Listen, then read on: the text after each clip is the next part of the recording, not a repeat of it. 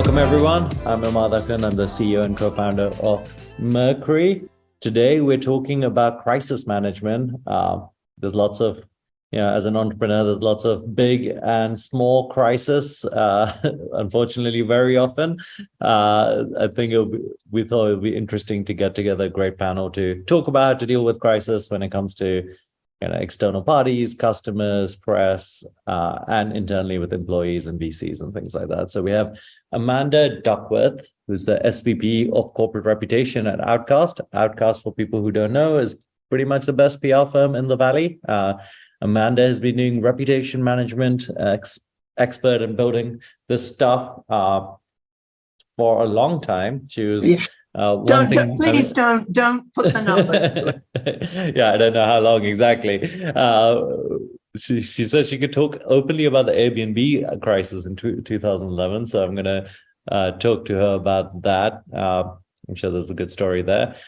Cassie Young is a GP at Primary Ventures Partners, where she helps her portfolio companies with these kind of situations. She was previously a CRO at Sailthru, which dealt with various e-commerce related crises. And then Paul Levine, he's a partner at Sapphire Ventures. He was the president at Trulia and Zillow. And we're going to dive into some of that. So I thought the start kind of fun question would be to go into, like, I don't know if favorite is the right word, but yeah, what is like an interesting crisis that you had to deal with? And what were like lessons you picked up from that? And I think since I called on Amanda specifically there with the Airbnb one, maybe that's the example you turn to. But if you have another one, I'd love to hear it. But we're just because I'm sure people on the call are going, Airbnb from 2011, really? Amanda hasn't done a crisis since then. The challenge with talking about case studies in crisis, of course, is that these matters are very sensitive to the parties involved. This particular case study checks a lot of boxes, in my opinion, but it is long ago enough, and Brian Chesky talks about it all the time, that I actually felt quite comfortable talking about it today. But I mean, obviously, I'm working on events all of the time, but some of them are really just that they're not public enough that I feel comfortable, and I don't think my clients would be very happy with me if I was talking about them publicly. But for those of you who were around in the Bay Area in 2011, you might remember what was really kind of an existential moment for Airbnb. It was fairly young in its history at that point. And a host had put her apartment on the platform. It had been rented for a weekend. It turns out that the renter, the guest, was a crack addict and had been cooking up crack in the apartment and destroyed it. And Airbnb's initial response was pretty lame, to be honest. And Brian admits that now. It was insufficient. And the woman whose apartment was trashed was pretty angry about it and took to social media. And so what's the first box? This checks that it's a bit like the Watergate scandal, where people used to say the cover-up was worse than the crime. Well, in this instance, the response was worse than the event by underplaying the response and really not understanding the plight of this woman, the extent of the damage, the cost of the damage, and really appearing to be unconcerned. It triggered this social media storm, at which point Airbnb is left with a massive question about its business model, which is, why would I ever put my home or apartment on this platform if these guys, if something ever happens, I'm left to my own devices, basically, to fix the damage. Now, to be fair, they did offer some compensation. If my memory serves me correctly, they were willing to write a check for about $10,000 and hope that would be would see the end of it. But it was completely insufficient. And about a month into this, they realized this was going from bad to worse. The media had jumped on that, and by media now I mean traditional media had jumped on the bandwagon. And the venture capitalists who were early investors in this company were really unhappy. And so at that point, I was working for Brunswick at the time. We were hired to come in. And another box this checks is, I think, management's acknowledgement that they kind of whiffed here. They really had missed the opportunity to demonstrate their values, demonstrate that they knew how to handle this type of situation. And it was going to require something much bigger if they were going to turn this thing around. So understanding you have a problem is actually step one, making that acknowledgement. And this became really something of a case study of making an apology, a very authentic and genuine apology. I worked very closely with Brian Chesky in drafting this thing, but they were really his words.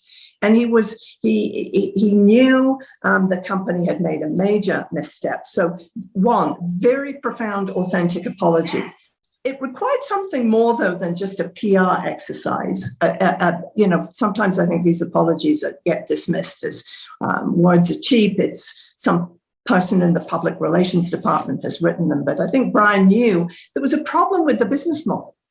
There had to be some sort of guarantee in terms of almost an insurance policy that if you put your property on this platform, you were going to be covered, and almost in a no questions asked kind of way. And so there was the introduction of this policy as part of shifting the narrative and pivoting. And they also changed their trust and safety procedures to try and ferret out ne'er-do-well guests and strengthen procedures to make sure that hosts could trust that those people who were staying in their properties had been vetted by the company. The last thing, well, I'll say two last things on this. These problems, these PR problems, always expose something in the business, and that there's some sort of flaw in the structure of the way the business operates. In this case, it was definitely the lack of having some sort of insurance policy in place to cover damages, but there was also an issue with the customer call center. That call had the inbound from the host had not received the proper escalation higher up the totem pole to management. The response from the initial customer service rep, again, was inadequate. And what came out of this whole exercise was an overhaul of the entire customer call response and customer call center mechanism.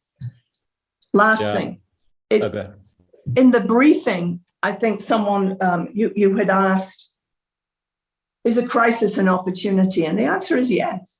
If well handled, you can turn something that's not such a good situation into a positive for the company. Airbnb had its best booking month ever in the August following this event. It went on to achieve great, the rest is history. Obviously, this is one of the iconic companies coming out of Silicon Valley. But that's as I say, I love that case study because it really does check a lot of boxes on good crisis management. Yeah, I think one point that you made that really resonates is I remember that moment and Airbnb came out with the $50,000 insurance policy. That's more my memory serves. And it was really impactful because it went from being why would you put your house to Airbnb to going oh, why would you not? This is a no-brainer kind of thing. And that made the apology seem way more genuine, that they'd actually done something very specific to address the problems rather than just talk about it. Yeah.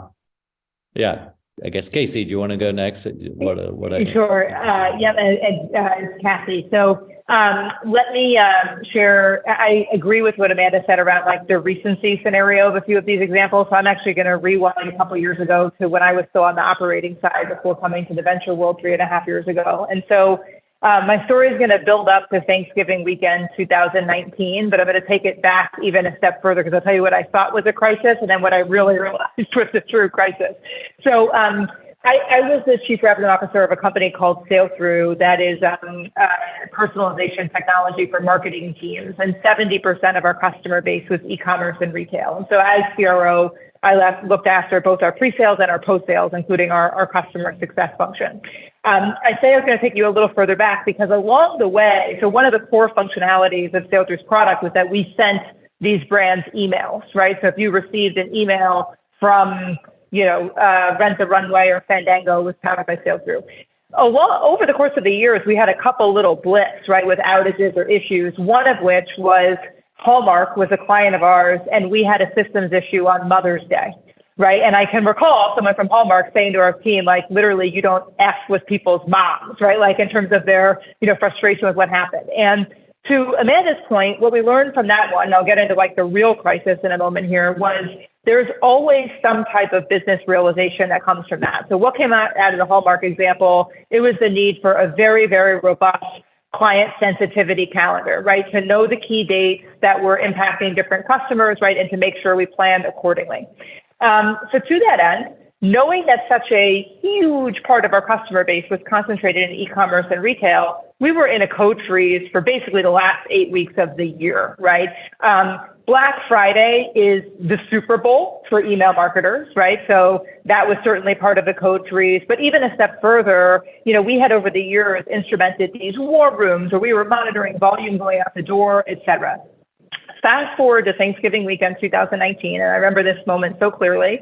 It was that Wednesday evening, so the Wednesday before Thanksgiving. I walked into my family's, my childhood home to reconnect everyone for family, and I start getting the crazy alerts, right, from our kind of engineering and systems team that Sailthru is down, right? So this is the night before Thanksgiving. You're 36 hours out from Black Friday, and we literally have 400 customers that we're servicing where this is like how they make money for the year. And the issue that had transpired, and we'll get into the crisis management moment in a moment, is, it was described as human error, right, where a systems reliability engineer was conducting a test. Our CTO, I think, very wisely put it to me, it can't be human error, right? Because if it's human error, there was some kind of structural design flaw that allowed for the human error to happen. But regardless, we ended up in a scenario where we were physically unable to send email for over 24 hours, and for some customers, and for close to 36 hours, and they could not do any degree of personalization, like basically everything they were paying Sailthru for. I spent my Thanksgiving being yelled at in one ear by the CIO of public companies, right, who are going to have to put this in earnings. You had others just kind of constantly on Zoom, et cetera. My kind of takeaway from this is there's a few of them. So one is communication is just absolutely paramount, right? And, I think one of the important lessons is that if there's not an update, that itself is an update, right? Particularly in a scenario like that, customers need to know that you are on top of it, you're thinking about it, you're working through it, this is the work stream, and you just have to make yourself readily available and over-communicate, even if you really don't have anything substantive to share. The second thing I would say is that trust is never built in a crisis. And so I think above all else, these moments, whenever you're in them, just really point to the fact that you have to cultivate relationships and trust all of the time, right? So that when you're in this moment of crisis, it helps to mediate the situation slightly. And I will be honest with you, like, it didn't help with people who were not able to send emails out the door the evening before Black Friday. But invariably, there were people who we work with day to day in those accounts who knew us and respected us and were trying to help us save some face in their organizations. And that paid absolute dividends for us in the process. So one is over communication to customers. Part and parcel with that was over communication to employees, right? So how are we getting them on the phone on a regular basis to explain precisely what was going on and giving them a very, very clear script for what they could and couldn't talk about, right? So here's what's going on. Here's what we are or not ready to say publicly, knowing that we may be servicing some public companies, right? And there's real weight to what we're going to go and put out there. So I would say both internal and external communication and enablement, absolutely critical. And, my final point actually just builds on communication, which is just around transparency more broadly. And what I mean by that, specific to this example, is we knew what was going to happen come that Monday. We knew that every competitor was going to be calling every single one of our customers, every single one of our prospects, and saying Sailthru went hard down in the most important weekend of the year. We proactively called every single deal that we had in pipeline to explain to them what happened. right? And we felt like there were many deals that we actually were able to salvage for year end. And the feedback we heard was it went a very long way, that we actually messaged them over the course of that weekend to say, if you go on Twitter right now, if you go elsewhere, you're going to read about this outage. We would love to debrief with you next week, but we want you to hear it from us first, right? And so I think if you kind of summarize all of those things, it really comes down to, you know, the frequency of communication, and just the importance of being as transparent as you possibly can be, knowing there are, of course, going to be some limitations to that, and to make sure that you're enabling others to do it so that you can do it, you know, in a scaled, consistent manner. Yeah, those are great lessons. Paul, any fun kind of crisis that you had to deal with? Yeah, I've had plenty. I've had my share. I'd say maybe rather than go into a ton of the detail of them, I was early in my career, I was at E-Trade when we had very visible public site outages that were, essentially live streamed on CNBC. As truly as COO, we had some serious SEO problems that were, had meaningful impact on site traffic. Now, as a VC investor and board member, plenty of examples of companies that have struggled with crises. I guess to me, maybe rather than go into the detail, like my generalized kind of learnings from all these experiences, one is just, and sort of like best practices. One is just extreme focus on the problem, like build your war room with your trusted team and, prioritize this above everything else that's going on. Don't think that, these things are just going to blow over. I mean, you have to give it your utmost attention. Two is really just creative problem solving and tapping into a broad network of people who've got expertise, have been through similar situations and can help you address the problem. I think there's always a temptation as a leader to sort of like internalize a problem and like, I can solve this on my own and sort of like keep the communications tight. But I think the reality is the more you can enlist the support of your direct team of people who face a similar situation, I think sort of takes a village in a way to solve some of these crises. And then I think the last thing, I would agree with what Cassie said around just clear communications. Again, there's always a temptation that if you don't talk about it, maybe it goes away. And in fact, it's the opposite. I mean, I think you have to be transparent with your team, with the public to the extent they're affected by the crisis, with your investors. Now having been an operator, communicating with the board, and now being a board member, I feel like transparency is always a good thing. So those are my takeaways from having been in the war room. I guess we've mostly touched on how to handle it well and what are good things to do. What are like some really like obviously bad things to do? Like what are things you've seen kind of CEOs or founders do? Yeah, I would you've worked with. I would jump in if you don't mind, and just I'd say almost sort of the opposite of where I just ended are the sort of worst practices, right? So like, where you should be extremely focused on the solution, I'd say the opposite of that is just sort of business as usual. This will go away, and like unwillingness to create the war room and just focus intensely and immediately on solving the problem. I think people who just don't take the issue seriously enough can be a problem. Second thing is not reaching far and wide to tap into expertise that could help you solve the problem. Often this is, by definition, a crisis is something that you don't experience very often in your personal experience. And so it may be new to you, but very likely there's someone or a bunch of people out there that have experienced a similar thing. And so tapping into your network, your board's network, just, tapping into that expertise. And then finally, I think clear communications are key. I'd say where I see people fall down is kind of to Amanda's earlier point, like trying to sweep it under the rug, make your customers in particular think that there's nothing going on, don't worry about it.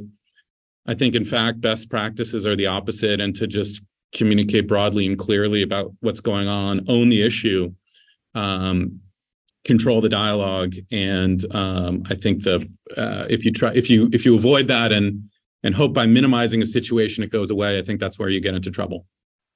Yeah, I love the framing of kind of like the inverse of what we talked about. And along those lines, I would say the number one mistake that we see people make time and time again, regardless of the context of the audience, is silence is not golden, right? So it constantly amazes me how people just sort of wait before they say anything. It's my earlier point of, even if the update is that you have no update, simple acknowledgement goes a very, very long way. And so to me, I think that's the biggest thing, where people just, wait until they have to be asked, and that's not the situation you want to be in. Yeah. Amanda, do you think, I'm interested in your answer to this, but I'm also interested specifically when it talking to press. Like, do you think press are like a special case where you don't be transparent to them and don't give them updates? Or do you think it's like a similar situation as like customers and employees? I think if you try to stonewall the press, I think you make it worse. That said, I don't think you can be trying to communicate with the press. I think Cassie said this: you can't build trust in the middle of a crisis. You can't expect to get a fair shake from a reporter if you're sitting across from them or on a Zoom call like this for the first time in the middle of a crisis. We talk about I actually don't talk about crisis management so much as reputation management. And I think of it as a life cycle of communications, because the best insurance to weather a storm is through building relationships with key stakeholders ahead of time. And media is one of those, not the only one. Much easier to tell a story to someone you've sat down with several times before and you've established a relationship. They have a basis, they have context for the company and for you as an individual.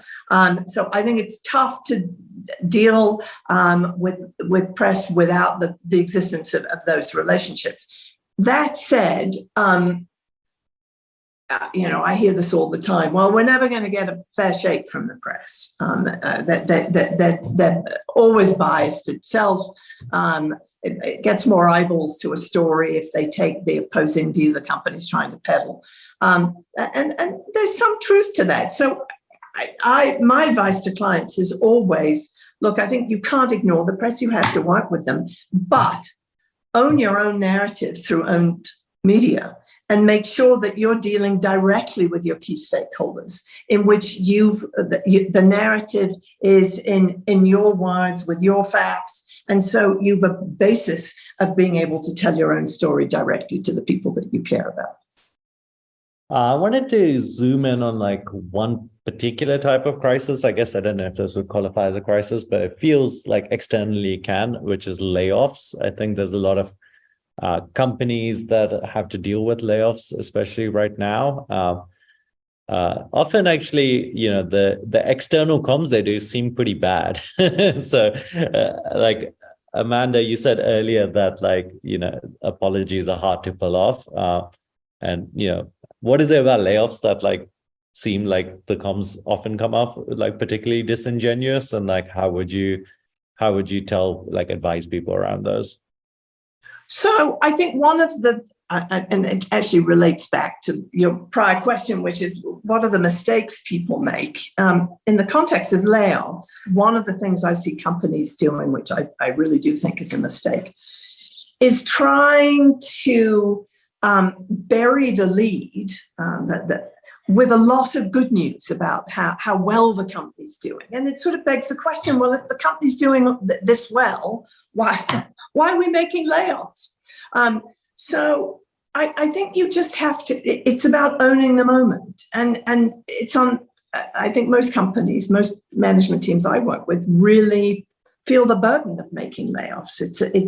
They're not happy events for company leaders.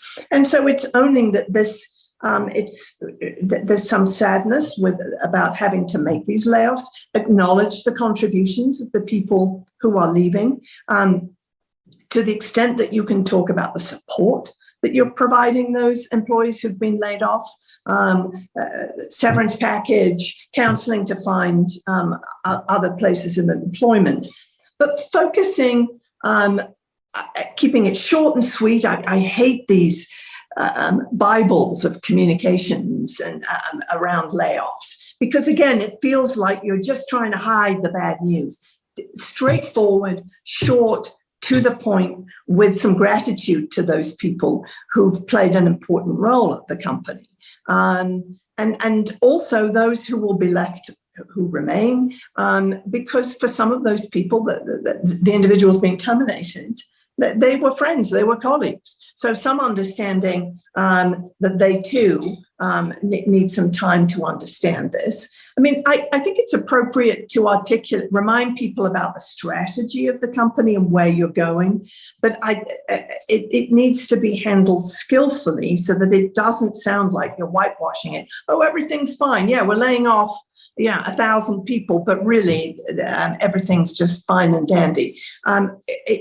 You need to, I think, cast the state of the business more in the context of let's stay focused on what our mission is, our objectives. But really the point of the layoff announcement ought to be the people affected and acknowledging that their role and their contributions to the company. Yeah, if I could jump in, I would agree with everything you just said there. I'd say particularly sort of owning it and owning responsibility for it as a leader, and then taking care of the impacted employees. I thought the Stripe founders did that quite well in a recent announcement, and I had my own experience with this at Trulia. We were acquired by Zillow, and on the day of the closing of the deal, which was meant to be this joyous day to celebrate, coming together of two companies, we announced a layoff of I think it was 350 out of our 1,000 employees. So like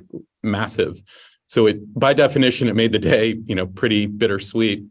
But what we strove to do, and I think we did a pretty good job of this, was to explain to folks the big picture of why the overall deal made sense and why we, needed to eliminate some of these redundancies.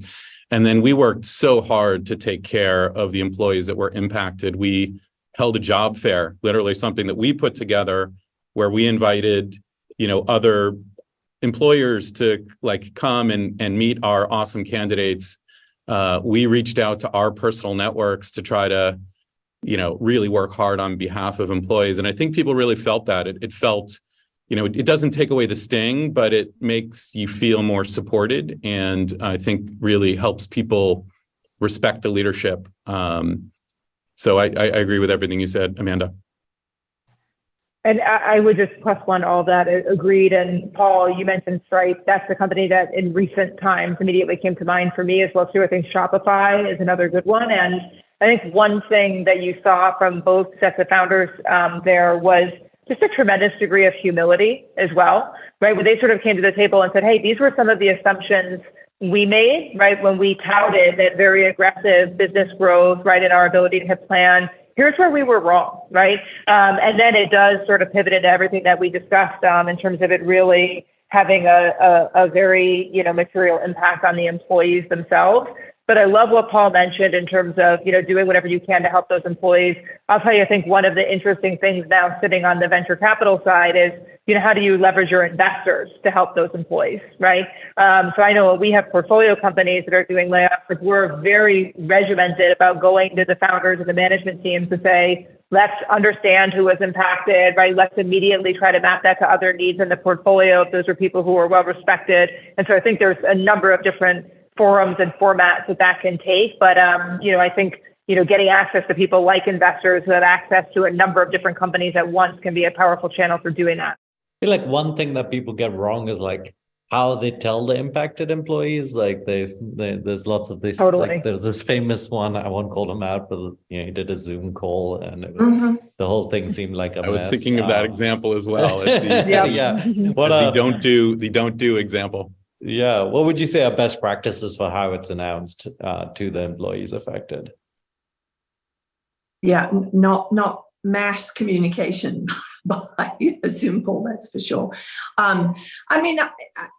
Some of this is gated by physical locations. When you've a global company, time zones really complicate things. But with all of that said, I prefer it when the affected employees have been communicated with and know before the rest of the company gets to know. And now, again, there's the timing here is key. All of this depends on the number of people that being terminated, the number of time zones you're dealing with, the scale of it. Can complicate the ability to do that. But in theory, what you're trying to do is to make sure you've had an in-person communication with affected individuals that happens immediately before everyone in the company is notified. If you do it, if you can't synchronize it that way, part of the problem that happens is everybody in the company, if a company-wide email goes out first, is thinking, well, is it me? Yeah, am I the person? So you want to have taken that off the table, if at all possible. Yeah, I totally agree with that. And, having had the unfortunate experience of having to conduct, pretty material riffs in a given day, yes, logistically it becomes challenging, but even if you only have 5-10 minutes with those employees, I think it pays dividends. And I can recall a day a number of years ago where we were doing that sort of in rapid sequence in advance of a broader company all hands. So what happens, right? People start talking. That if you have this meeting scheduled, you've got a good sense of what's going on. And I'm recalling this example where I entered a Zoom chat with someone to let them know their position was being eliminated. And before I could even get the words out of my mouth, she said to me, I already know what's going on. How are you doing? Because I know that this is now like the 10th or 12th conversation you've had in a row. And that employee just left. So I said, don't worry about me. Like, this is like the bottom of your list. But I shared that story because that example has stayed with me however many years later, right? That she behaved in that manner. But I think it was because they appreciated this opportunity to have the one-on-one conversation, even if it did feel like really transactional and very much just like an assembly line of going through versus, to Amanda's point, like one, hearing it in writing, and then two, just sitting with the like unknown factor of whether or not, your role would be impacted. I will tell you, I had a situation probably 15 or 16 years ago where we did a mass layoff at a company I was working at, and there were everyone was co-located in New York at the time. There was an all hands meeting announced on call it a Tuesday evening for a Wednesday morning, and Wednesday morning, 2 different invitations went out for different buildings. So, because we had buildings that were side by side, and then it became, and the moment that approach kind of frustrated me, but I actually think it was an example where you had to let it go well into the hundreds of people at one time, right? And so it at least allowed you to understand quickly what was going on. I didn't love that approach, but I like it far more than like it's coming and wait and see if you're going to be the one who's impacted.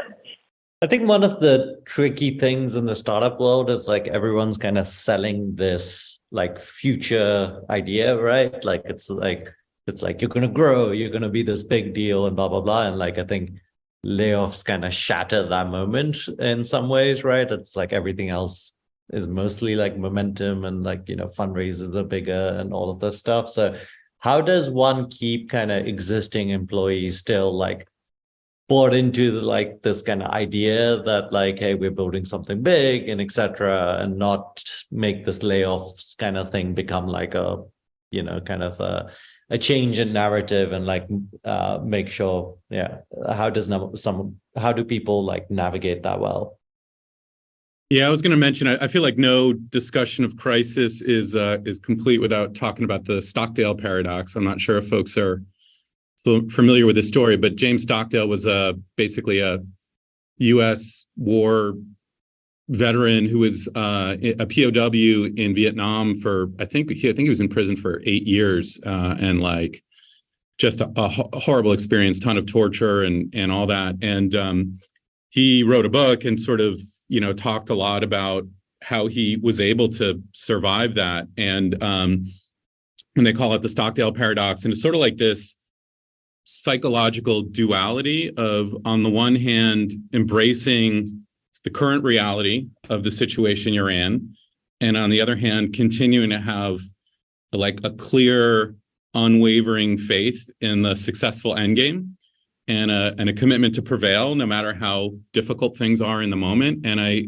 often in crisis situations think of that Stockdale paradox. Like, I think you have to be authentic and realistic about where things are in the moment, but you also have to have that unwavering faith and confidence in the end game that you're playing. And I think it's like that to me is a powerful combination as a leader during these tough situations. And so to answer your point specifically, I think it's reminding folks that this is a bump in the road, and this is a real, difficult moment that we're facing. But here are all the reasons why I have supreme confidence in the vision, which is unchanged, and help people. I think you have to just continue to refresh on the vision and confidence in the vision, and the fact that the team will get through these bumps and be able to prevail. Yeah, I totally agree with that. I mean, I think I said earlier that while I don't think you should overstate that the company is doing well and this is just a minor event, blah, blah, blah. You do have to remind people of the journey that the company's on and the mission, the objectives. That is an important piece of the communication. And Stripe had that. All of the good layoff announcements focus on the affected individuals, acknowledge their contributions, but they remind those who are staying behind. We've still got work to do. In fact, we've probably more work than we've ever had to do. And let me remind you about the mission. I will say one thing, I think, in answer to the question here. All the layoff announcements that have happened in the last 9 to 12 months have been helped by the fact they've not been singular events. I mean, practically every company has made a layoff or a reduction in force of some kind. So company, misery loves company. I think that's the expression. It helps. It lessens the burden. But I think the central point really is reminding people about we've worked to do here. We continue to believe that the mission of this company is worthwhile. So let's get on with things. Yeah, and I agree with everything that's been said. There's probably just maybe 2 additional points I would add. One is, I also think there's an opportunity to acknowledge those challenges that the company is working through in the broader sense of like the community of startups at large, right? Startups are difficult. Every startup company on the planet goes through what I call like the S curve, right? Where it's, most of them at least, like they have a high growth period. Then like something kind of isn't right? They're kind of flatlining for a while, figuring it out, then you go through the growth period again. One talk track that I think can be really helpful to employees is, if you leave when the going gets tough, you lose an opportunity to build muscle memory and resilience that you will carry with you for the rest of your career, and that you will need in future jobs if you're going to continue on a leadership trajectory, right? And so when I was on the operating side, a talk track I used time and time again in these challenging moments was, listen, like if you're talking to friends who are insistent that they're at companies where everything is so perfect, I have bad news for them. They're so far removed from the central nucleus of the business that they actually have no idea what's going on, right? Because every company works through this. And so you're having a line of sight, right? You're going to build this muscle memory that you carry with you for the rest of your career. Related to that, I do think, again, to beat the drum of transparency, there's a great opportunity for teaching in these moments, right? Or a little bit more about how and why the decisions get made. Not everyone wants to learn about them, right? But let's pick on an example that many companies are going through right now where, their growth has slowed and they have to be focused on profitability. Well, many of your employees have never heard of Rule of 40 or some of these things that are going on. This is a great opportunity to educate them, right? And I have found that there's always a subset of employees who are so empowered by that, right? Because they feel like, okay, they can tell this articulate story of what's going on with the business, and it also gets them on board with the vision, right? So it goes back to the point that was made around visioning and, hey, we want to get this business profitable so that we maximize our exit outcomes, regardless of whatever those paths might be. Here's how, downstream investors or strategics might think about it and how we work toward it. Some people it will go in one ear and out the other, but I actually think that offering that education goes a really long way. I guess I'm the moderator, but I'll throw in one piece of advice that worked well for me is, there was a moment in my previous company where we were like running out of money. We had like $1 million left and we were just like, hey, we have 6 months to become profitable. Otherwise we're out of money. And having like a very, very specific goal that was like time bound really helped. Like as a founder, I thought everyone's going to freaking freak out and leave, but actually the exact opposite happened. Like everyone was just very, very focused and driven by the fact that it was just like one thing to do and we had to do it. And it was like existential. I think that one should use these moments to like refocus around ideally just one focus, ideally, that everyone can understand and get behind. I had a question. It feels like a lot of the time we're like, hey, let's be transparent, and like authentic and transparent are like the two pieces of advice that seem like a common theme through this conversation. Is there situations, so Anna Weichers asks whether there's like, what if you have legal or privacy implications? Like maybe you can't say why you fired someone because, you don't want to, you can't say it because for privacy reasons. So is there situations where you can't be transparent and or shouldn't be transparent, and how would you deal with those situations? Well, to state the obvious, you can only communicate what you know at the time. I mean, people often make a mistake of getting out ahead of their skis in the desire to be transparent. They'll speculate and communicate information that they shouldn't. So sometimes, I mean, you can only talk about what you can talk about based on the facts that you know. And I often see people having to rein back in a statement where they've gone too far ahead of what they've known. But to the specific point about legal situations can be very complicated. Litigation puts you in something of a straitjacket particularly if you're on the receiving end of a complaint, and you will want to make the legal filings do the talking for you. So sometimes that, yes, you are limited in what you can say, and that's why you will find these somewhat unsatisfying responses. That don't say much of anything. They're a denial, but they're a denial without substance. But the lawyers, what you have to work very closely with the lawyers and wait your turn. There will come a time when you can say more and do so in a way that feels meaningful and satisfying, not only to you, but to your stakeholders. So, I will say, if part of the question was, well, can you withhold information that you do know and sort of play around with versions of the truth, I would simply say this: I think you do that at your peril. And there's always a risk that those facts are going to come out at some point. So I think when you know what you know, you should be transparent. Don't be speculative about what you don't know and say some things that you may live to regret and have to pull back. And thirdly, in a legal situation, it can be challenging, and you have to be careful and work closely with the lawyers on those things and wait your turn for the time to have a more fulsome response. There's a question both in the chat and here about like tools and resources. People have in the chat, someone says like, oh, apart from Rule of 40, what else should we be thinking about? So that one's a very broad question. So I guess I'll just put it out there. Like, what are things that you think people in this economic time / in a kind of crisis, like what are tools or resources that you've seen out there that people should be kind of learning and thinking about? Well, I'm happy to kick this off and love for the others to chime in. The first thing I'll say is like the broad statement of align with your board, right? What you should be looking at and measuring, right? Because there's going to be different nuances to every business. And I'm happy to just make some comments on this based on general pattern recognition. I think, the general state right now is that companies are being pushed to a point of profitability wildly earlier than ever before, right?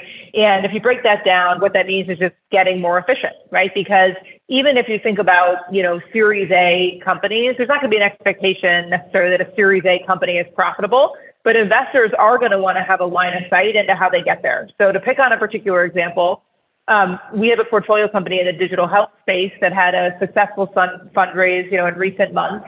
But the kind of shot heard around the world in the fundraising deck was like their gross margin bridge chart, where they said, here's our gross margin today. It's not perfect. It's actually far from perfect. Here's where we think we can get it here are the individual levers that are going to help us get there. And the story became much more around believing that those levers were actually palatable, right? And those levers have to do with finding efficiencies in the business. So some of the other metrics that I think about, in general, Rule of 40 is a great one for software companies, when growth slows. But there's lots that you can look at in terms of, your burn ratio, right? In terms of, what you're spending versus what's coming in. I would say much more tactically in the business, even understanding just, do you have the right people focused on the right roles, right? Like I always encourage people, look at time tracking analysis. Like it could be very lightweight. You don't need anything, super advanced, and understand where people are spending time. Because I've seen these scenarios where software businesses have customer success managers basically doing ticketing work. It looks like a support function, but they cost 40% more, right? And so in general, in this era, I think it really has to be about doing more with less. Some of that is a people thing. Others is like software and tooling, right? Generative AI certainly injects a lot of things that you can do to get more efficient. But I would say across the board, you really want to peel back and understand, is everything you're working on, not just activity, but really productivity in the name of efficiency. Yeah, in my opinion, to me, Rule of 40, I think is a bit more relevant to kind of late stage companies approaching IPO and exit. And I find burn multiple to be a more sort of useful rule of thumb for earlier stage companies. And so, the idea is you should roughly be, you shouldn't be burning much more cash in a year than you are growing. And I think the idea is to basically, if things are going well and you're growing, you want to invest into that opportunity. If things are not growing as much, you want to be conservative in investing your resources. Like to me, it implies the idea that, so you can sort of have it one way or the other, right? Like if things are going well, that's a great time to invest. If things are not going well, I think you want to rethink whether your investments are working, frankly, whether it's in the product or in your go-to-market. And I think for a couple of years, everyone was a little bit sort of getting drunk on the champagne of zero interest rates and easy capital and all that, and now it's a different reality, and I think it's certainly jarring to folks. I think as founders and frankly as boards as well, to sort of like rethink what's the appropriate level of spend. But I do think it's the responsible thing to do is to be more measured in your level of investment now. Obviously, depending on the performance of the business, but like it's not a great time to be burning your precious capital if growth has slowed.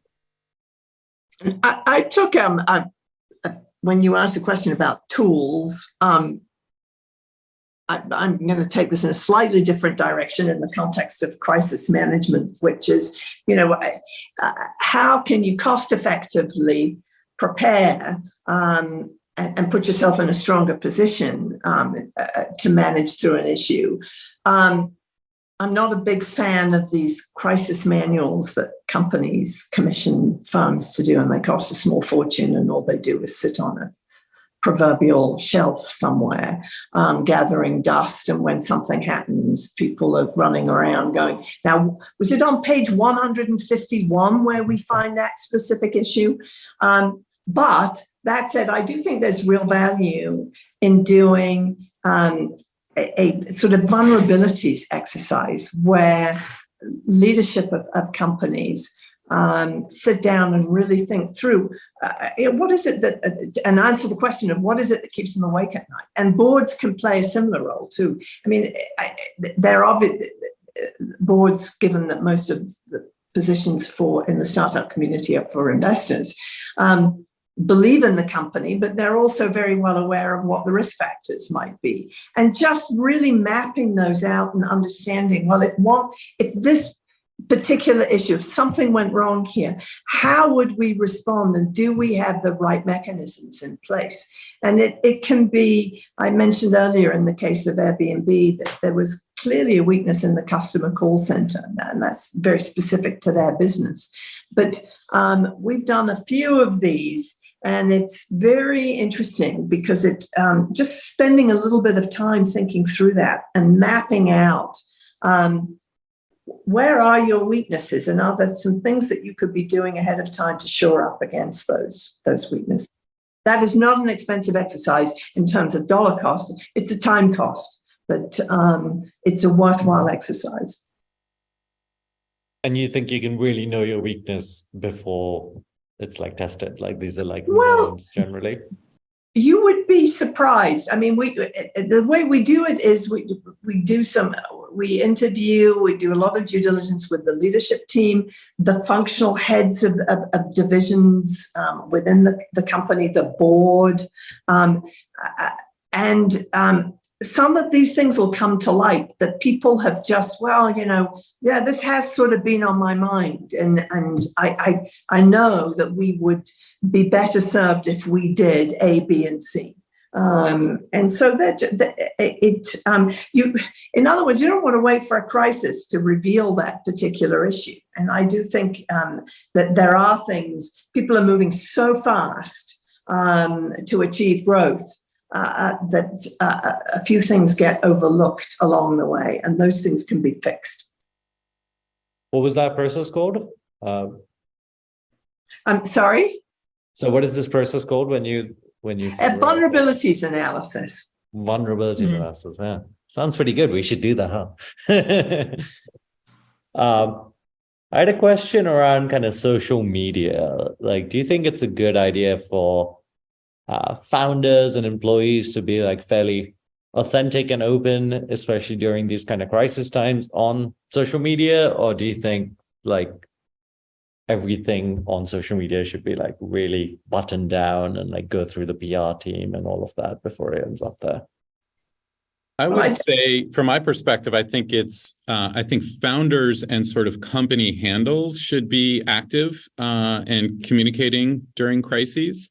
One example that I thought was quite good is Slack had a pretty visible outage a couple of years ago, and Stuart and the corporate, this is like hundreds of thousands of companies and I think tens of millions of employees relying on Slack to do their job every day. So like, this is no minor issue. And I thought Slack did I think Slack has always had like Stuart in particular, and Slack has always had just a very clear, approachable, sort of funny and slightly irreverent, but at times serious voice. And I thought they did a good job.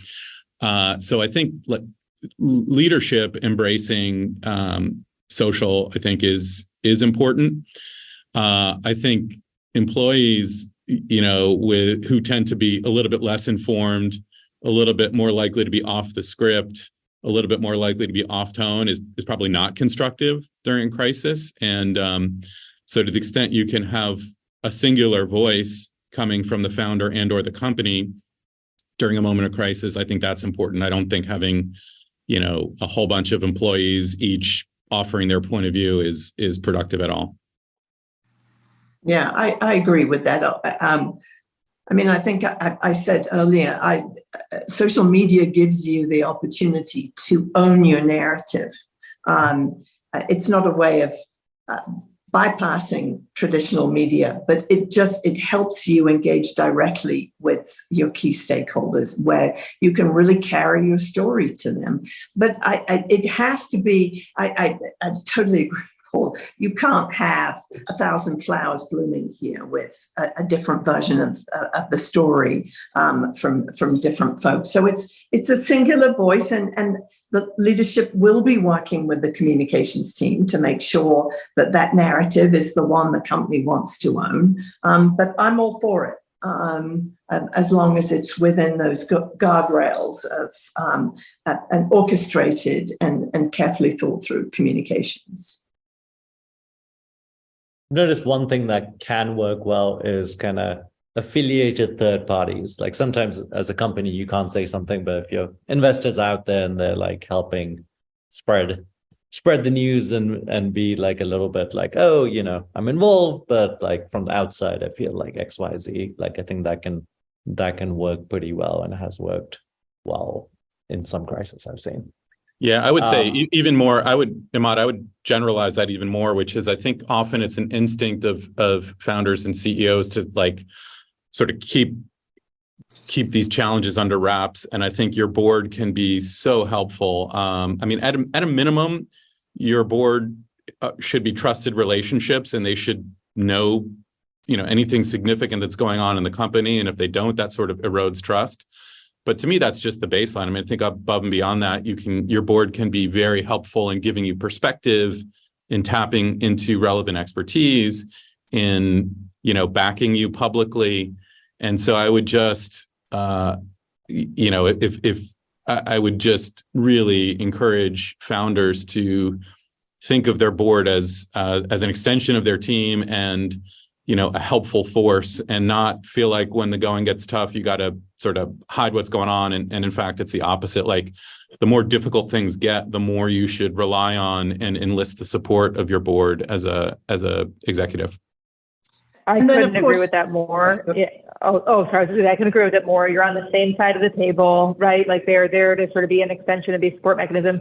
You also don't want your board members to be caught by surprise, right, to the point of eroding trust. And I will tell you, and I'm sure, Paul, you've seen the same, I have gotten emails from a frustrated customer of portfolio companies, right, or places where I have board seats. You know what I mean? And a lot of times it's just like a pesky, hey, I'm escalating this. But if it becomes a structural thing, right, like going back to my example around the outage or things like that, that's not a good look. You know what I mean? If the board, and so exactly to that point, remember the night that it happened, the conversation the CEO and I were having was, okay, like it's time to notify the board, right? Like, we're an hour into this, it's a peak weekend, like they need to know.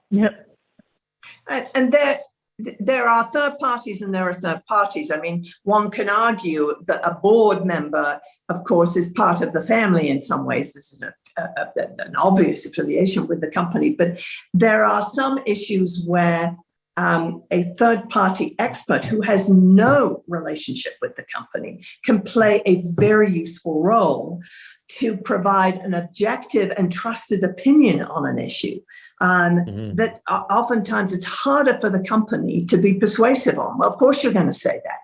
But so we often work with I'm working with a professor of bankruptcy at a major law school right now to articulate for a client that in the bankruptcy plan, nobody's going to be made whole. That's the way bankruptcy works. But it's much harder for someone, for the affected organization to make that example, because it suggests they haven't done their job. And you're paying this third party in that scenario? No. Okay, so they're doing it because that's their expertise, and they're because it's visibility for them around their platform of expertise. I mean, not everyone will do it, and but in this particular case, it's proving to be essential, frankly, to have that level of expertise speak to this very sensitive and difficult issue. Yeah, I wonder which bankruptcy this is, but don't tell us, Amanda. This has been super useful and interesting chat.